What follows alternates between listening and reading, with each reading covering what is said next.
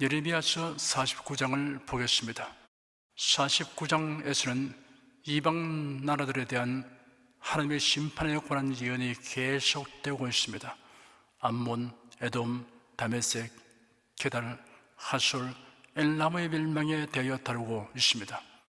1절에서 6절까지 함께 읽겠습니다.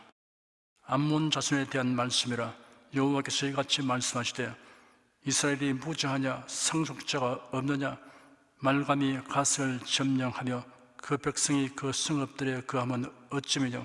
그러므로 나 여호와가 말하노라. 불화 날이 이르리니 내가 전쟁 소리로 암몬 자손의 라빠에 들리게 할 것이라. 라빠는 거친 무더기가 되겠고 그 졸락들은 불에 탈 것이며 그때 이스라엘은 자기를 점령하였던 자를 점령하리라. 여호와의 말이니라. 해수부나 애곡할지어다. 아이가 황폐하였도다. 너희 라빠의 딸들아 부르짖을지어다. 굵은 벼를 감고 애통하며 울타리 가운데서 앞뒤로 달릴지어다. 말감과 그 제상들과 그 방백들이 다 사로잡혀 가리로다. 타락한 딸아 어찌하여 골짜기 곧내 흐르는 골짜기로 자랑하느냐.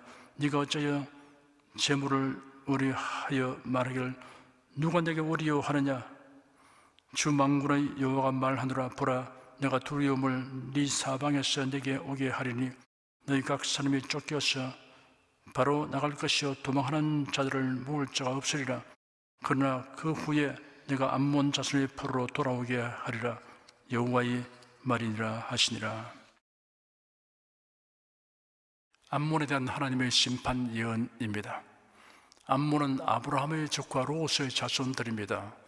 요단강 동편 사해 북동 지역에 거주하였습니다. 수도 랍바는 현재 요르단의 수도 암만에 해당합니다. 역사상 이스라엘과 충돌이 많았습니다.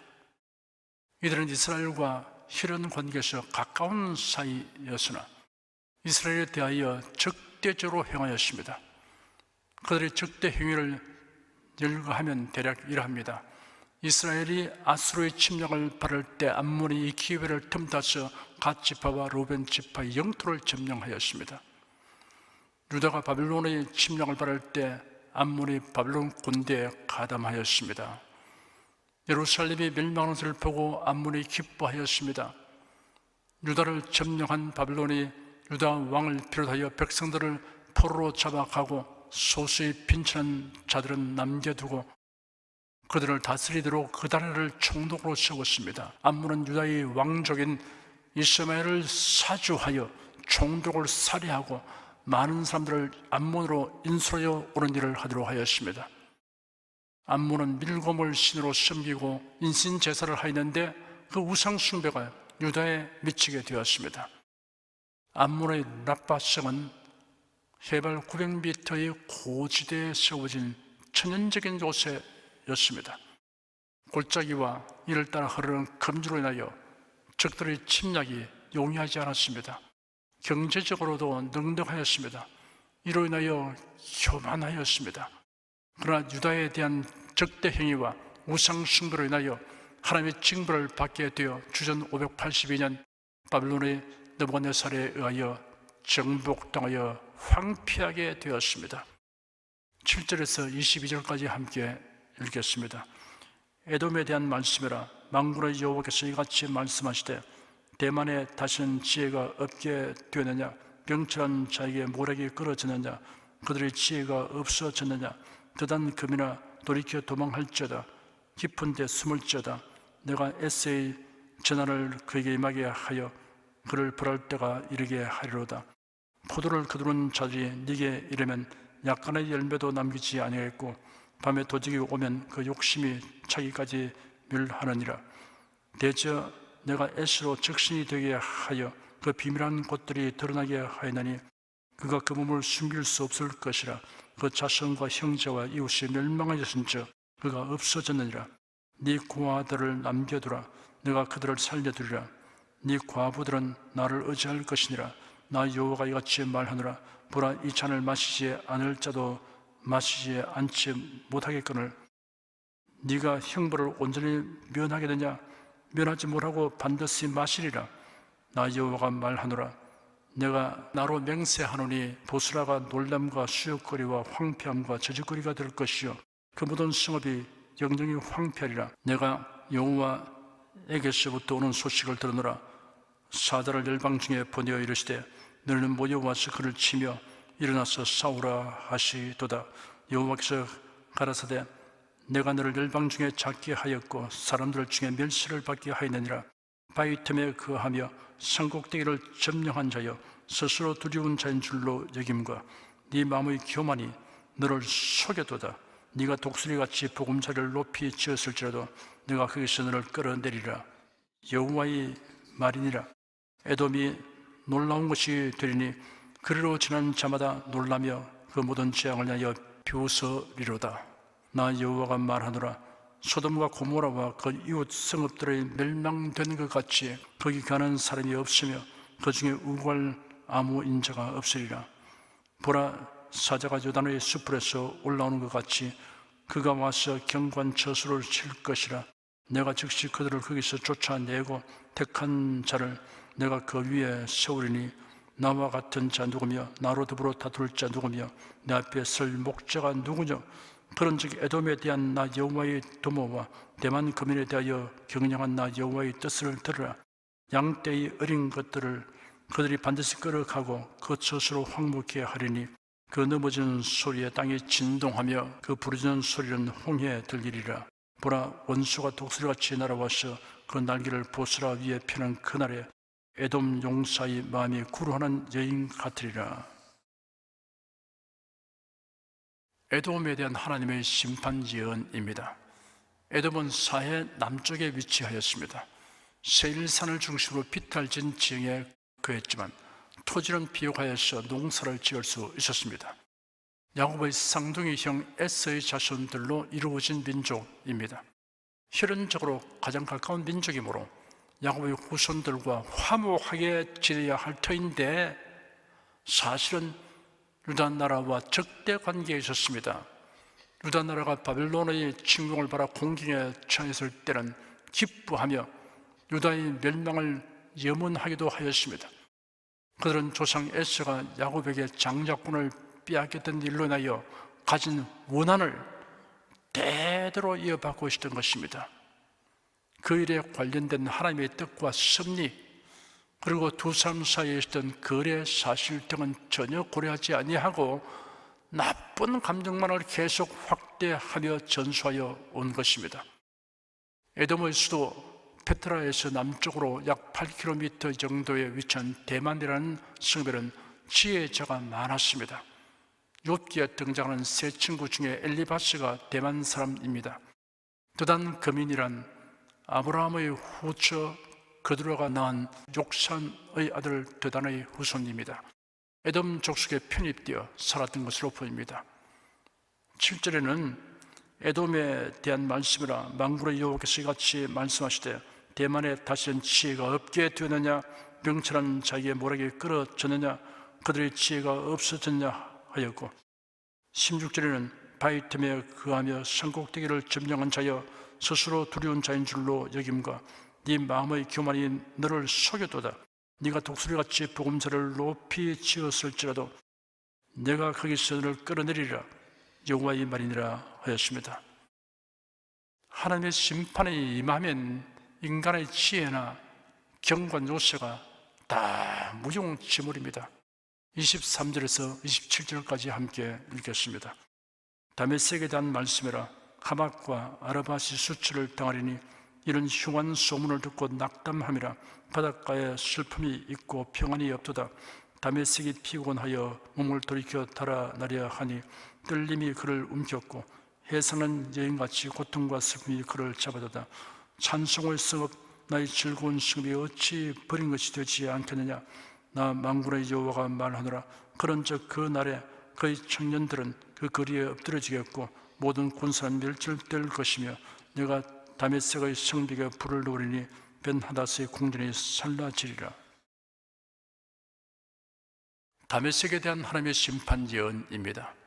다메섹은 아람 왕국의 수도로서 교통, 상업, 군사적 요충지였고 당시로서는 지상 낙원이라고 부를 만큼 잘 발달된 도시였습니다. 물이 많은 평야 지역에 위치하였으며 비옥한 토지를 소유하고 있었습니다. 아람은 이스라엘이 통일왕국 시대부터 괴롭혔고 그 후로 북이스라엘이나 유다와 수많은 전쟁을 치르고 동맹관계를 맺는 과정을 반복하였습니다.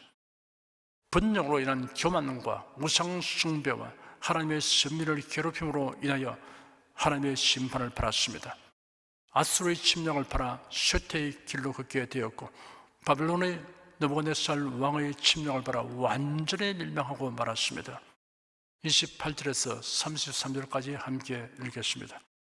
바벨론 왕 느부갓네살에게 공격된 바 게달과 하솔 나라들에 대한 말씀이라. 여호와께서 이같이 말씀하시되 너희는 일어나 게달로 올라가서 동방 자손들을 멸하라. 너희는 그 장막과 양떼를 취하며 휘장과 모든 기구와 약들을 빼앗아다가 소유를 삼고 그들을 향하여 외치기를 두려움이 사방에 있다 할지니라. 나 여호와가 말하노라. 하솔금이나 도망하라. 멀리 가서 깊은 데 거하라. 이런 바벨론 왕 느부갓네살이 너를 칠 모략과 너를 칠 계책을 정하였음이니라. 나 여호와가 말하노라. 너는 일어나 저 평안하고 염려 없이 거하는 백성 곧 성문이나 문빗장이 없이 홀로 거하는 국민을 치라.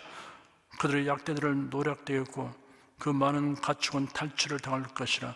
내가 그 머리털을 모지게 깎는 자들을 사면에 흩고 그 전을 각 방에서 오게 하리라. 여호와의 말이니라.